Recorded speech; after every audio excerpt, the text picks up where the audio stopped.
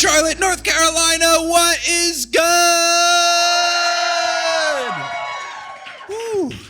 It is a delight to be here back in your lovely city, in your lovely state. It has been such a fun time being here. I took the overnight Amtrak last night. I did the Atlanta show, and then I came straight here because there's one train a day. So I took the one train, and that was fun. But then I, enjoyed the sights of North Carolina, such as my hotel room. As I prepped for the show and everything, but I did have a good time because we went for some classic Southern home cooking, and that was delightful, getting blackened catfish and grits and gumbo and all the stuff that I needed to have here, which has been delightful and fantastic. It was also fun because at the place we went to for lunch, they were playing just this phenomenal playlist. There was Usher, Confessions, radio. And then I enjoyed that the pre-show music here was Natasha Bedingfield radio. And I was like, wow, my personalities really come together. I'm very excited to do this show. I'm very excited. We are doing a little bit of a stream as well that I think should be working even though it's stuck in vertical mode. Did anyone watch the live stream we did last night? Okay, was anyone at the Atlanta show? That's fine. They're far away. I had to take a train. We live streamed the chapters that we did last night, and there were some stream issues and difficulties and stuff like that. So to try to make it up for the folks for the technical difficulties, I was also doing a little mobile live stream of this show. Hey, it's Mike from the future here, just letting you know if you do want to watch this stream that I'm talking about here in the past, you can. There's a link to it in the description of this podcast episode. It's available to all TNO patrons. Anyway, back to the podcast. But what's exciting about all that is you may notice or you may have seen that what we did at the last show was the big reveal that Nico has a big old crush on Percy Jackson. Because of the timing of that show, it was only a 90-minute set instead of a 2-hour thing like we're doing tonight. I didn't really get to talk so much about our feelings about the chapter. We only had a little bit, and then we had to get off stage because I saved it for the end where I live read the ending of the chapter. So what we're going to do at the very beginning is I'll bring on my guest, and my guest and I will talk a little bit just about the aftermath of that chapter and how we feel about it and everything. So we'll get a little extra perspective. And then after that, we'll get into the 3 chapters that we're covering today. We'll end the show with Q&A. It'll be super fun. We might do some questions from people that had sent them into the stream. Obviously questions from you folks. It'll be a real fun time. But I mentioned my guest, and I think I have given her enough time to get ready because she was being an absolute all-star and carrying the weight of the world on her shoulders in that today she flew in with the baby and came in, took care of all that. We met up and spent the afternoon together, but then she was back at our hotel at undisclosed location, putting the baby down for bedtime and everything, and had just enough time to get here, chug a coffee, and then get ready to take the stage to join us today. And I don't know. Oh, I've heard a cough cough, so she is ready. Great. Everyone get excited for tonight's guest, my favorite person on earth, Kelly Schubert! You made it! Hello! How's it going? Thank you.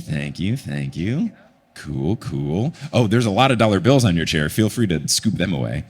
Ooh, excellent. Hello. How's it going? Good. I brought my coffee out here. I didn't chug it all. So you may say it's bad for mouth sound. I say it's good for energy. Yeah, look, it's a push and a pull. It's the two things we have to combat against, and I would rather have you be at full energy and capacity for the show than not. So I was reading bedtime stories to our kid, and I started mumbling, and my mom was like, "What's going on?" I was like, "I think my tongue is tired." I think I just. Good thing you don't have anything on the docket for the rest of the evening. She's like, "There's coffee downstairs." I was like, "Okay," because I think I'm gonna need it. Well, we have exciting chapters to discuss. The first of which, as I teed up, was kind of the aftermath of the Nico reveal. Yeah. So we've already heard my perspective and Ashley Latimer, our guest from last night's show's perspective. But for you reading it, especially because you didn't have the little hints that I did that there might be some big twist coming, what did you experience when you were reading it for the first time? Well, you experienced it too, actually. Okay. If you remember, back in 2021, we were in the Dominican Republic. Oh, that's that chapter. Yeah. We're sitting on our balcony, and we're overlooking the pool, and we're reading, and I go, and he goes, what? And I was like, I can't tell you. He's like, okay, talk to me in 4 years. And it's been 5 years. Well, longer than anticipated. Oh, no. Here we are. That pesky TV show getting in the way, delaying things. That was my reaction. So, yeah. Wow. Okay, Yeah. that was what's interesting is you did a good job of not telling me exactly what was going on, but I always thought that was you reading the end of the Mark of Athena, not reading the plot twist. It was both. I Okay. brought both books. Oh, And okay. I probably had the same reaction. I'm trying. Because to my memory, you would finish it and then you were really angry that you didn't bring the second book. And then I found the PDF of it and I read Oh. the very legal PDF. Okay. Oh, okay. So okay. know So what? both memories are correct. It was just different days on the same trip. And I think I gasped both times.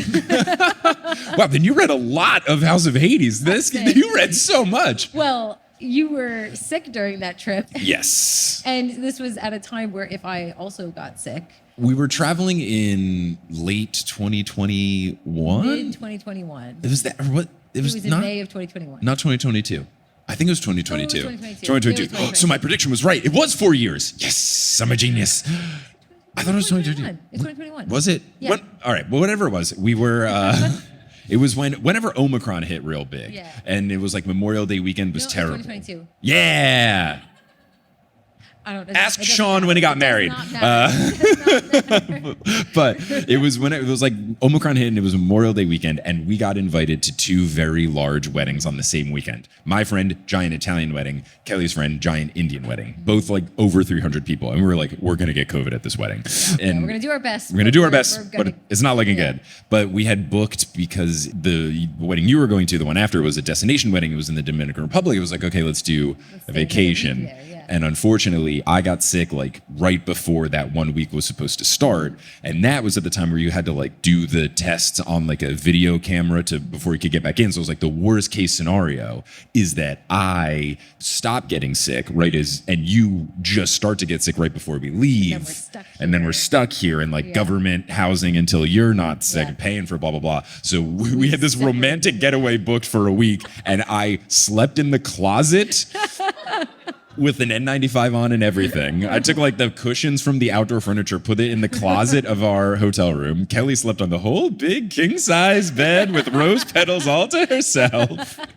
But then we had to like do meals separately and You everything. ordered room service because you didn't want to get anybody. Yeah, else I didn't sick. want to get anybody else So you sick would at order the room resort. service. So I just like isolated myself, wore a mask all the time. I went to dinner by myself every night in this like romantic resort where everybody's like coupled up, and I just sit there with my book and Yeah, read at dinner. which makes sense It of was why you great. read so much. We would sit like you under one umbrella, me under one umbrella, separate sides of the porch with our room service breakfast. Mm-hmm. And I was like,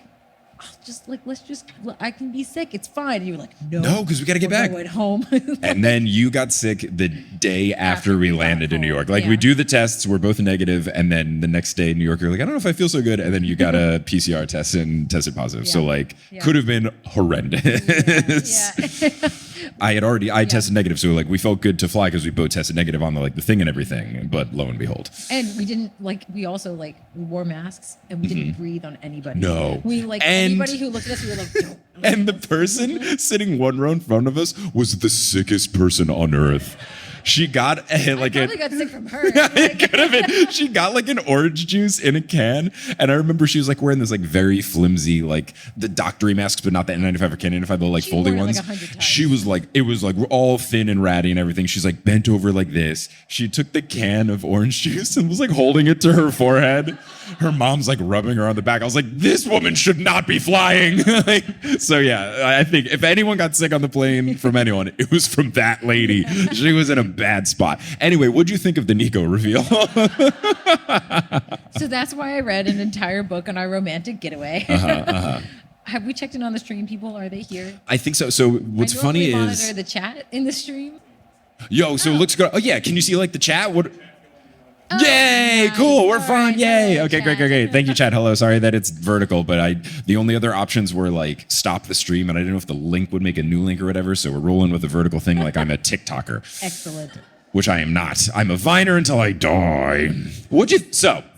So what'd you think of the Nico reveal? So read the whole book Mm-hmm. like an animal. Just Well, famously, animals can't read. like a cartoon animal. I read the book. And so I was saying this in the chat last night because some people were disappointed that you kind of had to read that this was coming.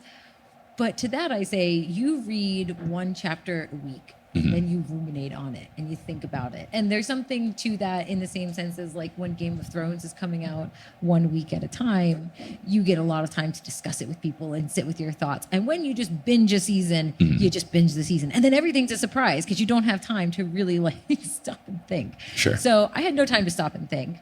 The build up to it, you start to realize as he's talking more in this conversation, you realize where it's going. But yeah, it was a surprise to me. I thought it was going to be, because the first two memories that he flashes back on are about his sister. Yeah. And so I thought this was going to be like a familiar love kind of thing. Like he's longing for his sister, and that's the pain that's being caused. Oh, interesting. To him right now. So like, okay. Those first two memories are Percy Jackson and Bianca. Right. And then he says the line of, I looked into his deep sea green eyes and I had that to line was a believe him. huge And I was like, oh. I think that was the gas. I was like, oh.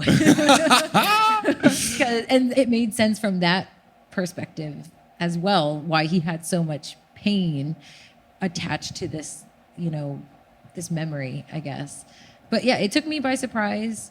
And because I didn't know that the star and the sun existed, which I think was a big thing that...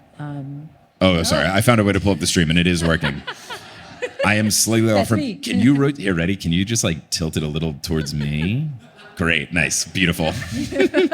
We're good, though. It's working. The sun and the star, you didn't know. Yeah, the sun and the star, I didn't know that existed at the time. I don't know if it existed at that time. I don't know. I don't think it did. No, because it was much more recent. And so for me, it was a surprise. Also because we had no like build up to it really. Nico's never been a narrator, right? So we've never really been in his head. Yeah. There was like a bit of this issue, both that like I felt and that people in the chat yesterday were talking about, and people I've talked to about this since the 5 years that I've been waiting to talk to you about this. You're texting anyone that you could do. Please.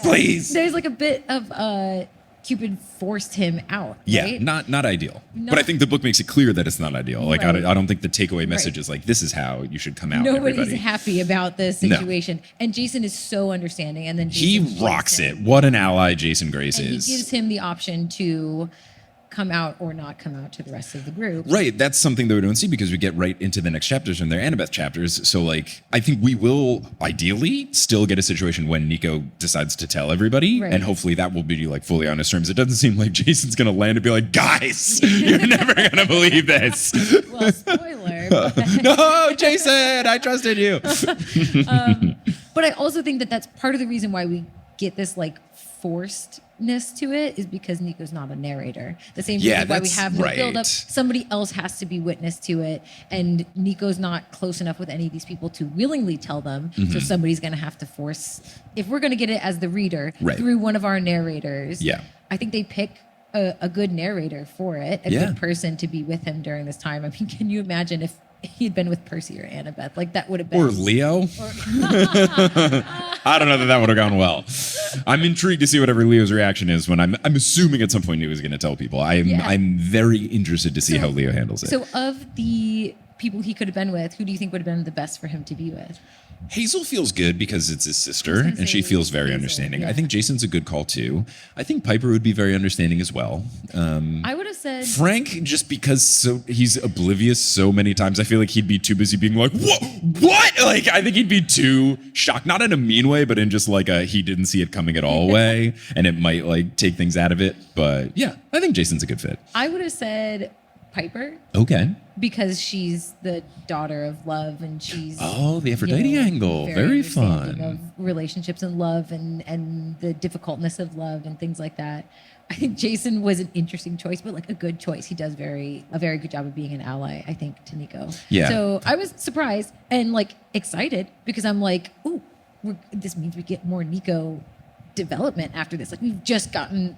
I've always felt like he's on the side of the group a little bit, and he's such an interesting character Right. that like I'm like he can't just be angsty emo Nico. We need like more, and then we got a little bit more. And I'm like, oh, this means we're gonna get more Yeah. Nico. They're not just gonna drop this bomb and then be like, no more Nico. Like, so I read this and I was like, oh, and I'm like, okay, I'm excited about this. Yeah. I think it's really cool of Rick to continue putting diverse characters of all different types of people into his books explicitly, as you were saying last night.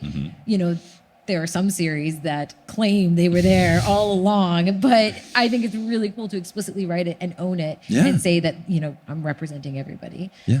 So I think it's cool. And I haven't read The Sun and the Star yet. I'm excited to read it. Yeah. We've got them on our bookshelf, Yeah, so I know, you can I know. crack them open. I've got I a few more to can't. get before I go there. I have a few more. Where does it fit chronologically? No one No, answer that I'm sorry, question. never Tell mind. Kelly after the show when I'm out of earshot. Find me in the Discord. Yeah. Join the Discord. Go to Kelly's Trials of Apollo book club chat. Tell Kelly there. Do not let me know. I have no idea.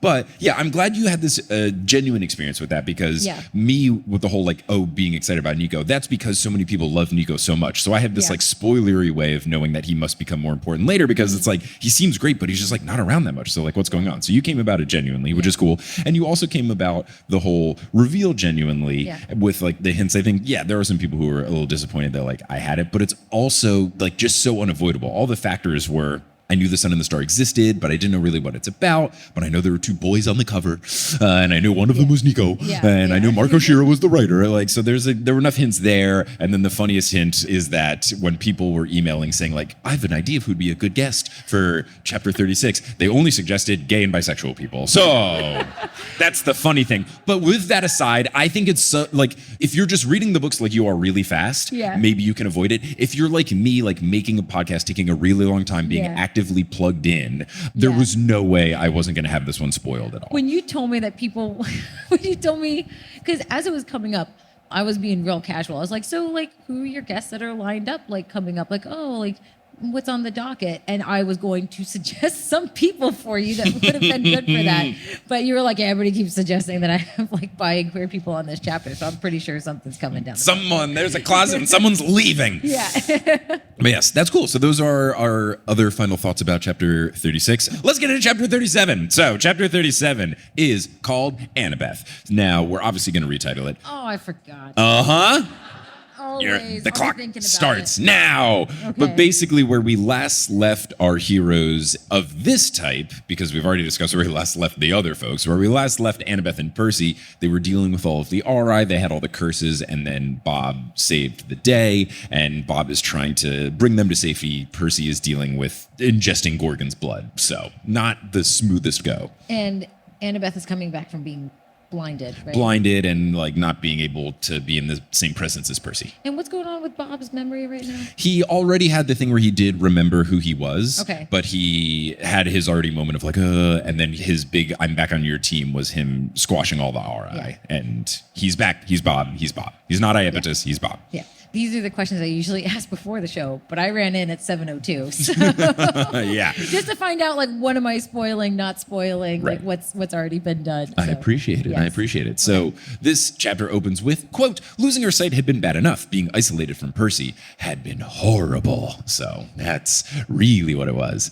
However, with her regained eyesight, now Annabeth can witness her boyfriend dying from Gorgon's blood poisoning, and she can't do anything about it. And that is the worst curse of all. Do you agree? If I was dying from Gorgon's blood poisoning, would that be the worst curse of all? You being actually able to see it, but not being able to help? I think it would still be worse to not be able to see and have that happening. I don't know why it's better to be She is saying that it's worse because she has to witness it, but she can't do anything. I'm so close, but I can't. Oh, no. I feel more helpless if I couldn't see anything. Okay. Yeah. All right. That's where you and Annabeth differ. Yeah. Bob throws Percy over his shoulder. Small Bob curls up on Percy's back and begins to purr. Thank you for your contribution, Small Bob. Small Bob. As a cat lover, how stoked were you for Small Bob to be in the mix? Small Bob. How can you not love Small Bob's Bob? the best. I'm probably going to name the chapter after him. Small Bob, Chronicles of Small Bob, Part 3. Sure. That's the name of the chapter for me. Great. Now, Big Bob. Now, are there spin-off books about Small Bob? And how many people have named their cat Small Bob? That feels like a really ripe choice for It a makes pet me name. want to get a cat just to name it Small Bob. You can get a stuffed animal and name it Small Bob. We were gifted a crocheted pigeon at the show last night. Small He Bob. can be Small Bob the pigeon. Small Bob the pigeon. He's so chunky, though. It'll be a Look funny like a name. Small Bob. Small Bob, a really chunky pigeon. Now, Big Bob keeps it moving at a fast lumber, but because he's so large, Annabeth still has to really struggle to keep up with him. And Annabeth is in immense pain. They have left the Phlegathon behind, though, so she just has to soldier on. No fire water, we just gotta go. Annabeth asks Bob Bob how much longer until they've reached this safe haven that they're heading to. And Bob says, almost too long, but maybe not. And narrator Annabeth says, quote, very helpful, Annabeth thought, but she was too winded to say it. Now, they start going downhill, and it's just at the wrong angle, which, as people who go on hikes a lot, I knew exactly what she meant. It is too steep to jog. It's so treacherous that she has to really focus on the ground, but the ground itself changes where, like, sometimes it's gravel, and sometimes it's, like, pits of slime that she has to avoid, so she has to, like, really be on edge. We've been through this, where, like, I always find that the descent of a hike is worse than the climb. Like, obviously, the climb is more tiring, but the descent is, like, way riskier in terms of, like, rolling your ankle, slipping, It whatever. made me think of the hike we didn't do in New Zealand, the one down Mount Doom, because people said it's a relatively doable hike with kids until you get to the descent, and then it's like gravel at just the wrong angle. And Right. with a baby on our back, we were just like, it's not worth it. Yeah, because we got like one of those big intense hiking backpacks that the baby is on, and it would have been different if she was walking alongside, but yeah, like just with all the top heaviness, that was a risk we too didn't much. want to take. Yeah. Although it could have been poetic to carry Frodo up dressed her up like Frodo, carried her up the mountain. Oh, would have been. When she's bigger, we'll go and I'll carry her for a little bit and I'll say the quote. I'll do the whole thing. You'll bring What ears. makes you think you'll be Sam? You're going to be Smeagol. I'm going to be Sam. She'll be Frodo. You're, of the two of us, you're the Smeagol-sized one. And you're not going to want to carry however old the baby is at that point in time. She's going to be heavy. She's already heavy. That's true. Give her the ring. She'll be even heavier. Oh, no. Anyway, Percy Jackson, not Lord of the Rings. Annabeth guesses that Bob is leading her down Wait a the second. large... This isn't my Lord of the Rings podcast? It's not. What? Annabeth guesses that Bob is I'm out.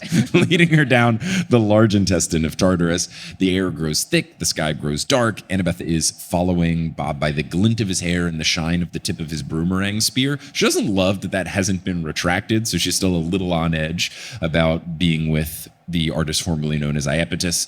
Percy flops around on Bob's shoulders, and he groans every now and then, and that just makes Annabeth crumble inside to hear Percy in so much pain.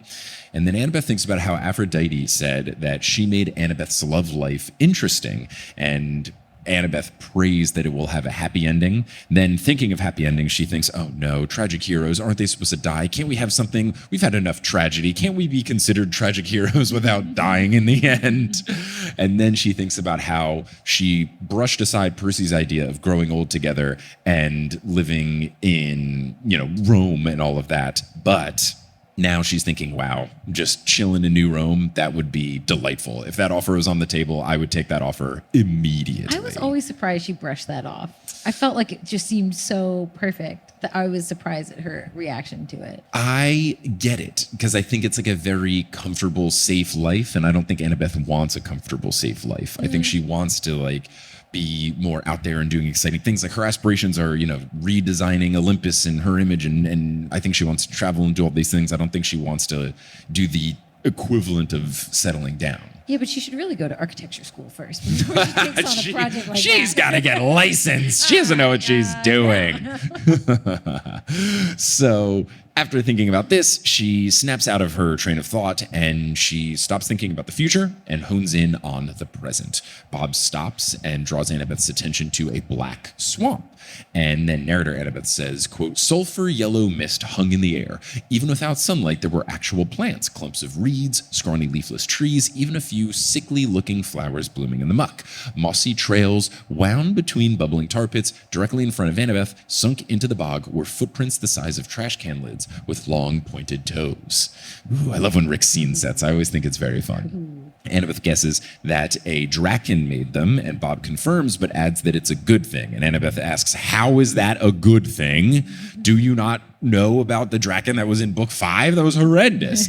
And he says it means they are close. That's why it's a good thing. Annabeth doesn't like this at all. She doesn't like being at the mercy of a Titan who is regaining his memory of when he was an evil Titan. She doesn't like that he's bringing them to see a quote-unquote good giant, if that even exists. And on top of all of this, he's taking them through a swamp that is clearly home to a Draken. So just like bad all around. She doesn't like any aspect of this. Now, Bob has Percy, so Annabeth has to roll with it. And Percy's muttering, sometimes saying, Annabeth, in a weak voice that causes her to have to fight back tears. And small Bob is purring louder and cuddling harder. Small Bob doing his best. the yellow mist parts and they see a muddy clearing, and they see it looking, much like Weezer, like an island in the muck. And in the middle is a hut made of bones and green leather, and smoke rises from a hole in the top, so it seems very homely, like this is a fireplace. Someone lives here. It shouldn't be too threatening.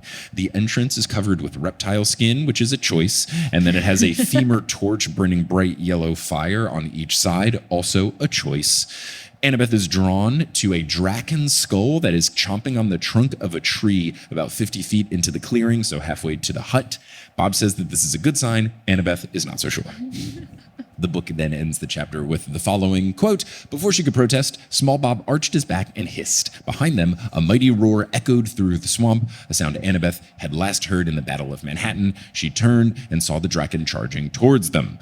And at first, I was confused with like the skeleton of the draken and the head that was on the tree, because I was like, is it just a skull? Is this like a skeleton draken? Like, is there more of the body and she can only see the skull? I didn't know exactly what was going on, but that is where this chapter ends. And I have retitled it, "We Have Some Digestive Issues," because they're like going down the large intestine. Percy's dealing with digesting Gorgon's blood. Annabeth has to digest the reality of what's going on. It was all many aspects of digesting. Do you have a retitling, or are you just calling it Small Bob's Chronicles? Chronicles of Small Bob, Part 4. Sure, we love the Chronicles of Small Bob. Excellent. So we will continue on to chapter 38, which is called Annabeth. It's pretty short, so we'll definitely have time to do it. And this one opens with the most insulting part: the draken was easily the most beautiful thing Annabeth had seen since she had fallen into Tartarus. So it has green and yellow dappled hide. I don't know if I've ever heard the term of dappled. Is this like a pattern? Like, is it like paint splattery, like speckled? Is that dappling? I think so. Cool. Like dappled light is like light that kind of like speckles through a window. Yeah, she describes it as like light coming through like a canopy of leaves, I think. So I think I like kind of got the vibe, but it was cool. I don't know that I'd read Jackson that before. Pollock, more light through leaves. Ooh, Yeah. okay. I do love Jackson Pollock, though. Yeah. I've really come around on modern art in my late age. I used to be such a snarky little teenage brat about modern art. And what really changed me was the poems that we saw at the Modern Art Museum / Sculpture Garden in Denmark, which was called the Louisiana Modern Art Museum, which is just so funny. I'm sure it means something in Danish, or it's a person's last name or something, but it's just very funny to be like, Louisiana Modern Art. But apologies if anyone came from Louisiana for the show. Your food is phenomenal and your bridges are bad. But we are in the South, right? Yes, we're decidedly in the South. We're in the South. Don't let the north of North Carolina fool you. We are in the South. I felt very at home with our waiter and waitress both saying y'all today. And I was like, I am home. But there was these poems where it's like someone like wrote poems and it was like shavings of like chopped down trees, so you could like see like the wood paint, and then they like etched poems into them, and there were just like 8 of them all framed. And like from that moment on, I was like, modern art rules. It rips, and I'm all in. There's still times where I go and I see modern art, I'm like, that sucks, or like I could do that. But I have like a much higher rate of just looking at it and be like, that's really cool. And just, I don't know, some of the stuff is really impressive. Yeah. That's me. Like there was that, and then we. What? Oof. Oof? Oh, well, oof. I've always loved oof. That's always been my favorite piece of art in general. I love oof. Edward Rush's oof is a perfect piece of artwork. But the other thing there's like a couple other I'm getting old things, more than just like my back hurts or whatever. You bought a grapefruit for the baby, and I like notoriously always hated grapefruit, made fun of it and said it's the worst fruit. But the baby then didn't finish it, and I always just like finish the food. I don't just let the food go to waste. So I ate it, and I was like, oh, man. This tastes all right. Like I still wouldn't say good, but I wasn't like, what? I like took a couple bites and I was like, nah, this is fine. I'm getting old. But anyway, Percy Jackson. So there's a green and yellow dappled hide, and the big problem is that this draken has sea green eyes, just like Percy. In addition to that, it has this beautiful frills around its head that unfurl, and Annabeth is just completely taken by the beauty, but she also believes this thing is going to kill me. Yeah. So an interesting dichotomy in front of her. Now, she also mentions that it's as long as a subway train, and finally, a unit of measurement that I understand. Finally. Because if she gave like a number of feet, I'd be like, couldn't tell you. But you say a subway train, I know exactly what you're talking about. I know what you're talking about, even though they're not all exactly the same length. Like, we've got the ballpark. We know what we're dealing with here. So the Draken approaches. It is spitting out poison, but it's good-smelling poison, and it also just like looks really pretty and picturesque. It smells of like ginger and fresh flowers and stuff, which is just a very interesting vibe for the Draken. I was wondering, okay, we're trying to find a good giant. Are we also in the midst of a good Draken? What's going on? So I was intrigued. So then Annabeth asks, what is this beast? And Bob answers, it's a Maeonian Draken from Maeonia. And Annabeth again is like, oh my gosh. She goes, more helpful information. Annabeth would have smacked Bob upside the head with his own broom if she could lift it. Now I want to check in with Dr. Moy to see if this is anything like when we had the Klasmonian sow or the Ereminthian boar. Like, is this like a famous thing? I don't know. So I'll have to check in about that. But I do think this is funny with Bob continually giving the incorrect answers to things. I think it's a very funny recurring bit. Bob. Unhelpful, but you know what? He's doing his best, and he's just sweet, innocent summer child Bob. He's trying his best. Annabeth asks if there's a way to kill it, and Bob goes, for us to kill it? No. And the Draken then roars and emits more of this pine ginger smelling poison into the air. And Annabeth tells Bob to get Percy to safety while she distracts it. And then narrator Annabeth says, quote, she had no idea how she would do it, but it was her only choice. She couldn't let Percy die, not if she still had the strength to stand. And I love that they do this. They're so perfect for each other because in previous chapters, while Annabeth is blind and wandering around, Percy's like, I'm going to help you out. Everything's going to be okay. And the narrator Percy's like, I have no idea what I'm going to do. And I love that Annabeth is like, I got you, Percy. I don't know if I got you. Like they're perfect for each other. It's so great. I love this. They're the hairbrush and the... Yes, the hairbrush and the pocket watch thing. Yeah, the hairbrush and the pocket whatever watch. that story is called, where the girl cuts her hair so that she can give enough money to buy him a pocket watch. And the guy, gift of the Magi. Yeah. Thank you. Good. I've referenced that story so many times in my life. It's good that I finally know the name of it. But yeah, then he sells his pocket watch to get her like a really fancy brush for her hair, which feels like he got screwed over. Like a full pocket watch for a brush. A nice brush. But a brush nonetheless. A full pocket watch? I don't know. That's a very sweet story, but I don't know what pawn shop this dude went to, but I feel like he got swindled. So anyway, Percy Jackson. So Bob tells Annabeth, oh, you don't have to do that. And the Draken then roars, and then the giant exits his home. Narrator Annabeth describes him as thus, quote, he was about 20 feet tall, 2 basketball hoops, typical giant height with a humanoid upper body and scaly reptilian legs, like a bipedal dinosaur, like a T-Rex, I would assume. He held no weapon. Instead of armor, he wore only a shirt stitched together from sheep hides and green spotted leather. His skin was cherry red, his beard and hair the color of iron rust, braided with tufts of grass, leaves, and swamp flowers. It's a very earthy vibe, very, roughing it out in the wilderness giant. He's like a swamp hobbit. Ooh, except ginormous. He's like an intestine hobbit. Ooh, how fun. He shouts like he is making a challenge, but it's a shout at the Draken, not a shout at Bob or at Annabeth or I guess at Percy or Small Bob. Small Bob could take him. Small Bob could take him for sure. Small Bob is like the little tiny gun in Men in Black, where like if Small Bob actually unleashed his fury, the cricket, yeah, I feel like Small Bob would destroy. Wouldn't that be so cool? Oh, it'd be fun if in a couple of chapters it's like, we don't know what we're gonna do, and Small Bob is like, blah, and like lets out a Kamehameha out of his mouth and destroys some being. Gosh, that would rip. Oh, I would love it. Rip, I have an idea.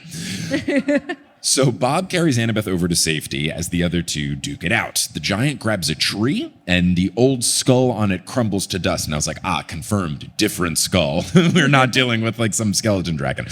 Then the dragon uses its tail to reel in the giant. But when the giant is close enough, he takes this tree that he's grabbed and just shoves it down the dragon's throat. Annabeth hopes to never see anything that gruesome again. And I was like, I don't know, girl, you're inside of Tartarus. Like, I don't know. I feel like this might be really bad. Right now. Yeah, like there might be a worse place. If we're going through the intestine, there's going to be something, I think, worse at the other end.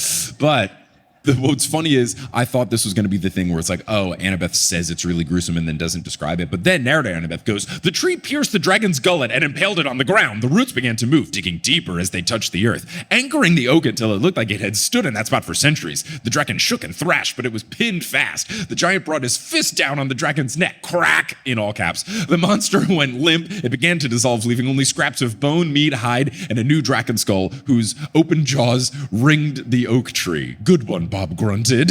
So like, I thought this was like, too gruesome, won't describe it. And then Annabeth was like, I'm gonna go so hard as the narrator right now and really vividly describe this thing that I've already told you is gross. If I have to see this, you have to see this. Yeah, you have to experience the horrors that I've experienced. But then after Bob goes, good one, small Bob purrs in agreement. Small Bob. Love it. Yes. Oh, what a lovely, lovely little critter. I'm probably going to title this one The Chronicles of Small Bob Part 5. Okay. Yeah. Cool. Because, I'll take it. I'll take it. The giant then inspects the remains and he is upset that there's not a good walking stick to use from the bones. I love it. It's like when you defeat a baddie in some sort of video game and then you loot it, but then there's no good stuff and you're like, fine. I guess I'll take some like of the base currency and this other item I'll turn into scraps. So he's upset. The giant then does take some hide and then stuffs it under his belt, making Annabeth wonder, I really hope this isn't new toilet paper that he's just taken, but she decides against asking this. Instead, she asks Bob for an introduction. And Bob goes, Annabeth, this is Percy. Percy, Annabeth. And Annabeth really hopes that this is a joke, but she can't tell from Bob's facial expression. So she instead just clarifies, no, I meant the giant. And she says, please introduce me to him because you promised that he would help us. And then the giant goes, oh, ho, ho, a promise like that, that's big. On behalf of me? Huh? A promise? Bob explains that this giant, Damson? Oh, okay, it's Damson, but my autocorrect decided to make it Damson. But one word. I don't know if Damson is like some famous last name of someone else, but it's Damson. Bob explains that Damson is a good giant who can cure poisons. Obviously, I got to talk to Dr. Moy about this to see if this is rooted in mythology, but very interesting. Makes me think of the way the series is going with Percy's mom having this big, not all monsters are monsters, not all demigods are heroes. That's really wasn't necessarily a part of the first series. Yeah, there was like a little bit, but definitely way more explicit in the show. And it feels very much like, here we have a good titan, here we have a good giant. Like, it's kind of, I wonder if that thread was weaved in because of some of the themes that came in Heroes of Olympus too. Yeah, I think that could be like it was on Rick's brain to kind of revisit it when the show came around. I think it's fun. I like having the representative of, we've got Bob the good titan, we've now got Damson the good giant. So it is cool to have, the one helpful person. And also in an early episode of this, I was wondering, it was funny because I wondered like if there is a good giant, like that would be really helpful. And in that chapter, I was like, the Iron Giant? And then like a bunch of chapters went by. And then an episode that came out recently on the podcast, when Bob more explicitly is like, oh yeah, there's going to be a good giant. I was like, the Iron Giant? So I'm consistent, if nothing else, in my jokes. So the book ends chapter 38 with the following. Quote, Annabeth watched the giant Damson, who was now ripping chunks of bloody meat from the dragon carcass with his bare hands. Peaceful, she said. Yes, I can see that. Good meat for dinner. Damson stood up straight and studied Annabeth as if she were another potential source of protein. Come inside. We will have stew. Then we will see about this promise. And that's the end of chapter 38, which I've retitled The Sweet Smell of Poison. What have you retitled chapter 38? Looks like meat's back on the menu. Yeah! Great. Well done, How many Lord of the Rings references can I drop into my new Lord of the Rings podcast? Let's do a little bit of chapter 39 before we break for intermission, because it is a chunky, long chapter. It's called Annabeth. We'll retitle it. It opens with, quote, cozy, and then a line break. Annabeth never thought she would describe anything in Tartarus that way, but despite the fact that the giant's hut was as big as a planetarium and constructed of bones, mud, and dragon skin, it definitely felt cozy. Now, planetarium, does that mean big or small? Planetarium? Yeah. Big? Okay, because I guess I'm confusing it with like the little tiny ones where it's just like a little room and a telescope. Is that not called a planetarium? Is that called something else? Like the ones that were on the roof of that thing were in New Zealand where it's like the little small ones? Is that like just... observatory. Yeah. Okay, cool. It's like the big, like IMAX looking. Yeah. Okay, cool. Sweet, cool. Everyone I've been to has been big. All right. Well, yeah, I'll have to take a field trip to a planetarium. Small one, though. Now, there is a bonfire in the middle of this room with white, odorless smoke going up. The floor is covered with dry marsh grass and gray wool rugs. It's just got very earthy vibes all around. There is a large bed of sheepskins and draken leather at one end, and then on the other end there are racks with drying plants, cured leather, and draken jerky. And the place in general smells of stew, smoke, basil, and thyme. So very, very earthy vibes. Though I was confused about how the fire had odorless smoke, but then the place smelled like smoke. It feels like it has an odor. Huh? Like maybe different smoke, maybe from like cooking, not from that fire. I don't know. But like one sentence ago, it was like, yeah, odorless smoke. And then the next sentence was like, this place smells like smoke. What's going on? Which is it? Which is it? Give me an answer, narrator Annabeth. It's his natural musk. Smells like smoke. Oh, God. Now, the only worrying thing about this place is that there is a pen of sheep out back, and it reminds Annabeth of Polyphemus. So she's hoping that all giants don't have the same sort of tastes, namely wanting to eat demigods. Now, Annabeth wants to run, but Bob places Percy in the giant's bed, so she figures, okay, I can't really run away. I got to stay by Percy, make sure he's okay. Small Bob begins to knead the blankets. Classic cat move. And he purrs so intensely that the bed vibrates like a 1,000-finger massage with a capital T, capital F, capital M. So I had to Google it because clearly this is a proper noun. And I figured like, oh, is this one of those like Brookstone, Bed Bath & Beyond like brand of like a chair that is, sharper image, the, vibrating chair or something, or one of those like, lumbar support things that you would put in vibrate. I Googled it. Was anyone else familiar with this when you read it? Okay, so I Googled it. The only thing that I found was a reference to an episode of Happy Days where they're staying in a hotel and they're talking about all the cool features of the hotel. And one of the guys is like, oh, these beds have the 1,000-finger massage instruments or whatever. And that's the only reference that I could find, which feels on brand for Uncle Rick to know. But for Annabeth Chase to know something that's mentioned once in an episode of Happy Days and seemingly nowhere else on Earth is wild to me. I guess maybe her dad had her watch it, like if that's the reasoning for it, but like I gotta ask Uncle Rick, like, dude, how did you feel confident enough to drop this reference that I think 99.9% repeating of people don't get? I even looked it up and I'm not confident that I get it. I did not think that hard about it, but I thought, I forgot the name of the creature with the lots of hands. Centipede. No, the ones that beat the Briaris. Beat the Campos. I don't remember their Greek name, but I know. Yes, the 100-handed ones. I assumed they were masseuses. I mean, they should be. They absolutely should be. 2 of them, 1,000 fingers. They should masseuses, goalies. Those feel like the top 2. Professional gamer. Your drummers. Sure. Pizza dough twirlers. Just mass produce. It'd be great. Yeah. They could work in Gia's Italian kitchen. But anyway, Damison begins working on the stew.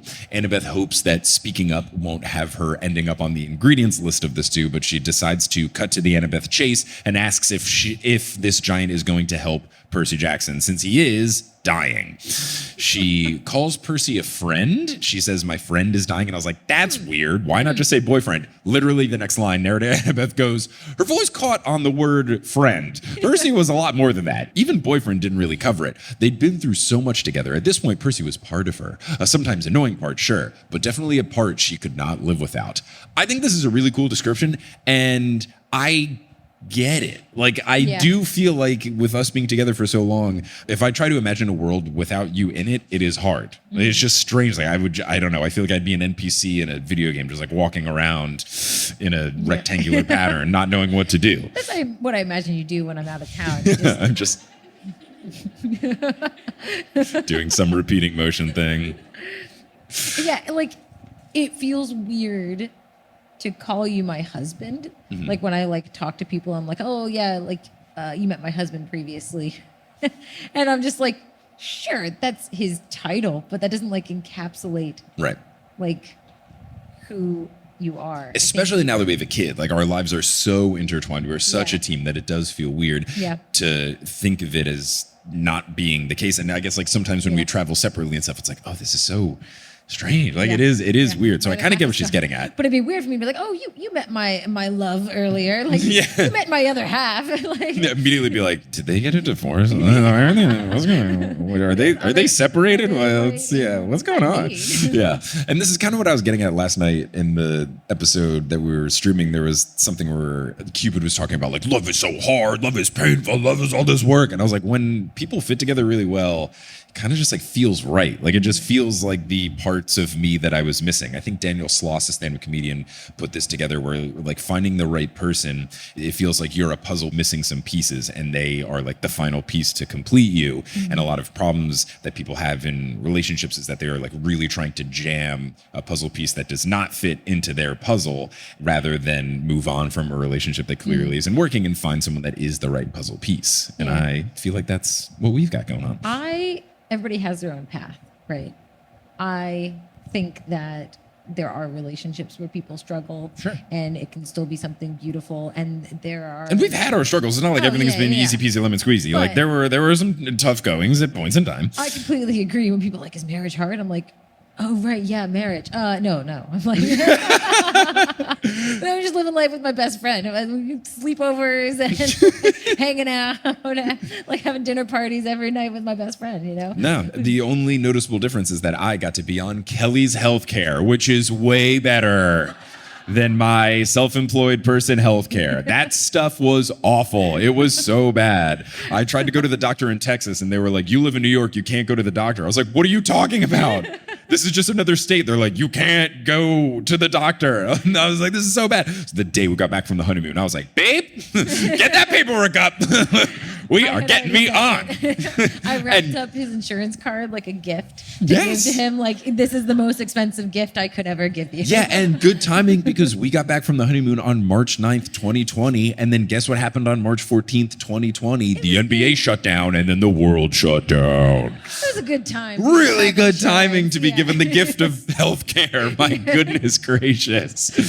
So after Annabeth says, oh, where even were we? My goodness. I got so caught up talking about your love. Oh, yeah. Weirdly says my friend is dying. And then it's like, I should have said boyfriend or, oh, no, but boyfriend's not good enough. Jameson looks down at Annabeth. And he has this glare that unsettles her, but not because of an intimidation factor, but more like he's dealing with tremendous amounts of misery, and asking him to focus on something else just feels wrong to him. And it seems like it's bothering him. So he says that he's not used to hearing words such as friend and promise in Tartarus. That was the meaning behind the look. And then Annabeth, which really shocked me, she goes, how about Gorgon's blood? Can you cure that? Or did Bob overstate your talents? Annabeth, chill. But immediately after I thought chill, I did think, okay, if Kelly was dying from a poison that we know killed someone super duper quickly, I would be this on edge. Yeah. I would be like, all right, come on, get to it, like, chop, like a little pep in your step. Let's go. So you bring me to the hospital and the doctor's like, oh, what an interesting name. Can you tell me about the background? I was like, no. Yeah. Sometimes I'll go into, there were some things that went down when you were getting ready to give the baby, and there were some things that were taking some time, and I was like, can we worry about this later? Like, we've got a baby to deliver. Or sometimes I don't know, I went to the doctor once with like a very dislocated finger from basketball. It was pointing like the wrong direction. And they were like, okay, yeah, if you could fill out this form. I was like, can I fill out the form later? Like, my pinky's going that way. It's not, I don't know if you've seen pinkies before. They don't normally do this. Filling this out when my pinky's going over there. It was, oh man. But I get her stress here. But then what's funny is this happens again where I was like, Annabeth, oh my goodness. And the narrator, Annabeth, goes, quote, angering a 20-foot-tall Draken Slayer probably wasn't a wise strategy, but Percy was dying. She didn't have time for diplomacy. So immediately she is picking up what I'm putting down, or vice versa, whatever. So Jameson doesn't take too kindly to this tone from Annabeth. He asks if a half-dead mortal who barely made it through the front door is questioning his abilities. And I connect with this because there are certain times where I'm doing something and I'm in the position of power. Sometimes like I'll be cooking for lots of people and then someone will come in and be like, is the food ready yet? It's like, get out of here, I'm working on it. Like, you're not one to talk. Are you in here helping me? Don't rush me. I'm making dinner. But then I also connect with Annabeth's... Do you mean by someone, do you mean me? No, I don't. I do not mean you. I don't want to put certain members of your family on blast, so I won't. Because I do frequently walk in No. while you're cooking breakfast and go, That's okay, because it's very cute and endearing. But there is one particular member of your family who I will talk to you about this during intermission. I know what you're talking about. You know who I'm talking about. We won't name names, Doug, your father. He doesn't listen to the podcast. But he'll always like kind of come in and be like, is dinner ready? And then I'll be like, working on it. And then he'll leave. And it's like, oh, okay, so you don't want to help, Doug? On the flip side, your brother-in-law, Josh, always helps with everything. He is the anti-Doug. Anyway, no. Love Doug, love Josh. It's all good. Anyway, then I connect with Annabeth's response because he does this whole sassy thing of like, oh, yeah, you're one to question me? And then Annabeth just goes, yep. Which I love doing that. Sometimes when people bring too much heat to me saying something I love because I know it makes them more angry, I'll just hit them with the like, yes. Kind of, oh, it's so good. And then Davison simply replies with, which is really good. And then he instructs Bob to stir the pot. And I relate to this also because if I was in the middle of cooking something and then I had to go do something else, I would still want the food to be taken care of. So I felt very seen by this passage in many different ways. So if anybody were to ask you who your Percy Jackson character is, you are the I'm Tartarus simultaneously Jameson and Annabeth in this situation. I see both sides of their sassy exchange and also Jameson's commitment to, well, I'm not going to let this get in the way of this stew that I'm working on. So. When he told Bob to stir it, I thought he meant small Bob's. Oh, how cute with little tiny cat Bob with the little spatula. He's going to, does he have a kitchen tower so he can reach the pot? Oh, it'd be so adorable. It'd be so adorable. Well, on this adorable note, we're going to break for intermission. So let's say goodbye to the podcast people listening after the fact. Goodbye.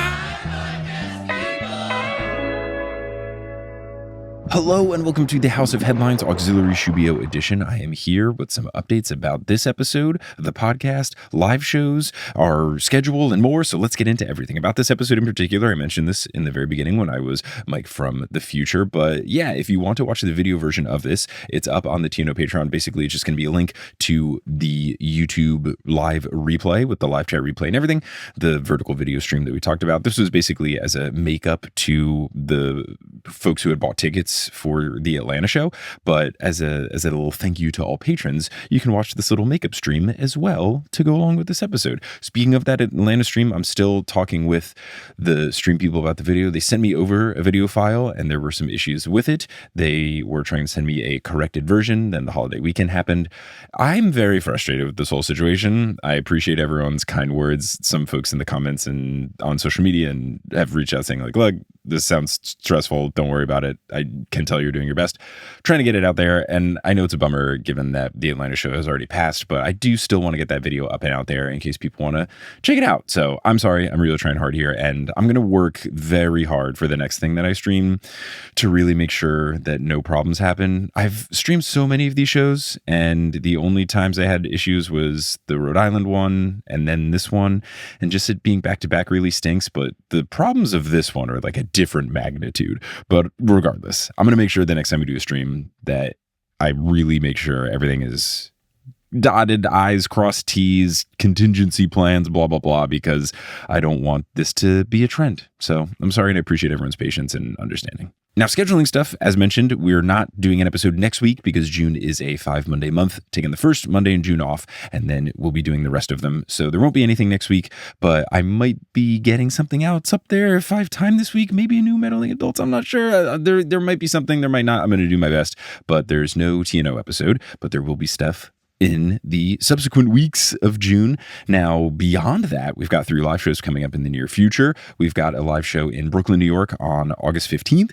And then we've got 2 shows in September. One is going to be in Boston, Massachusetts on the 20th. And one is going to be in Doylestown, Pennsylvania. And by that, I mean Philadelphia, Pennsylvania on the 27th of September. The September shows are both Sundays. I believe the August show is a Saturday. So come on through, weekend, fun stuff. Get your tickets over at thenewsolympian.com/live. Now, some fun stuff going on with the podcast. I've got, as I've mentioned in some of these live shows, the new Mayor of Tangent Town pins.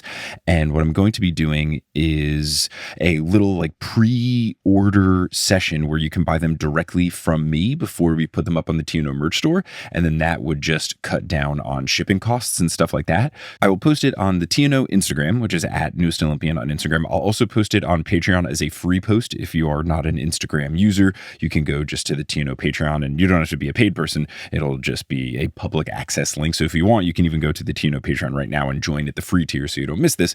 But we'll post it up there with just information about the price, how to get the information for shipping and stuff to me, payment, all that kind of stuff. So that'll be up there. I think what we'll also do in addition to the Mayor of Tangent Town pins is the Australia, New Zealand stickers. So in case you want one of the TNR or Aotearoa stickers and you weren't able to make it to one of those shows, or you just really like puns from down under, you can get those stickers as well. So it'll be those three, maybe other merch things, but definitely those three. So just stay tuned on the TNO Instagram and the Patreon for when we're ready to start taking orders for those. Now, about this episode in particular, there's some point in time in which I say the Heart of Tartarus and I didn't call it Hartarus. I'm terribly sorry, and I pledge to do better going forward. Now, I've mentioned the Patreon. There's been some fun stuff going up on the Patreon. I just did a big batch upload of a bunch of directors' commentaries that I've recorded over the past couple of weeks about all of these recent episodes and live shows and what went into the actual show itself and the recording and all that kind of stuff. That's been really fun. I'm glad I was able to get all of those up,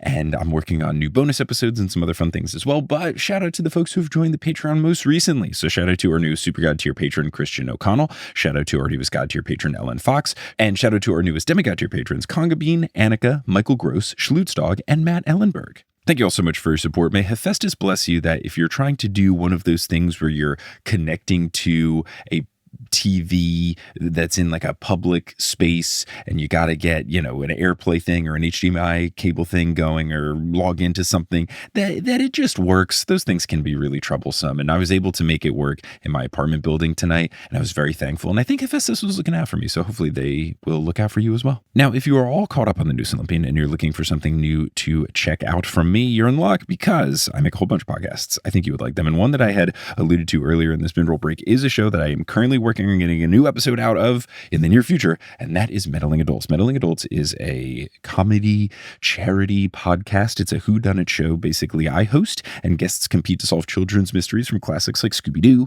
and Encyclopedia Brown, and whoever gets the most right earns money for a charity of their choosing. It's really fun. I've recorded 3 new episodes, which will complete the season 5A that has been going on for literally years, but I gotta just get the episodes edited. With the off week, I might be able to get something going, so stay tuned. If you haven't listened, check it out. We're going to have new content coming, and I'm very stoked about it. But that is Meddling Adults that you can find on any podcasting app, or you can go to our website, meddlingadults.com. Now, unless you're listening on Patreon, you're going to hear words from a few sponsors and make it feasible for me to be a full-time podcaster. Some of those ads will be read by me, and others of them won't be. The ones that aren't read by me are inserted locally. So if you live in Vanuatu, don't be surprised if you hear an ad in French, Bisalama, or English.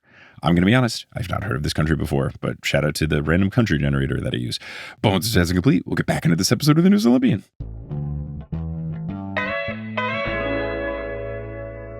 All righty. I hope we all had a good intermission. I missed you all so dearly. I hope that people on the stream had a good intermission. Let's get back to the show.